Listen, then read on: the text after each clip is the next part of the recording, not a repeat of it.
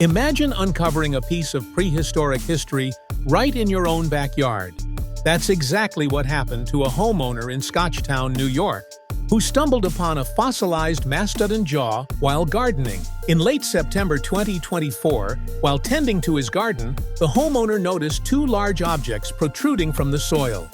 Initially mistaking them for baseballs, he soon realized they were enormous teeth. Recognizing the potential significance of his find, he contacted experts from the New York State Museum and SUNY Orange.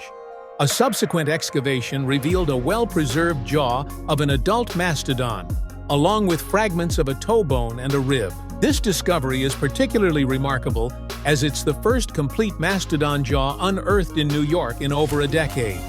Mastodons, distant relatives of modern elephants, roamed North America during the Ice Age, but became extinct approximately 10,000 years ago. Robert Faranek, the State Museum's Director of Research and Collections, emphasized that this jaw offers a unique opportunity to study the ecology of these magnificent creatures, enhancing our understanding of the region's Ice Age ecosystems. The fossils are set to undergo carbon dating and thorough analysis to determine the mastodon's age, diet, and habitat during its lifetime. Once studies are complete, the fossils will be conserved and displayed at the New York State Museum in 2025, allowing the public to connect with a tangible piece of prehistoric life. This extraordinary find serves as a reminder of the rich history lying beneath our feet, waiting to be discovered. Thank you for watching.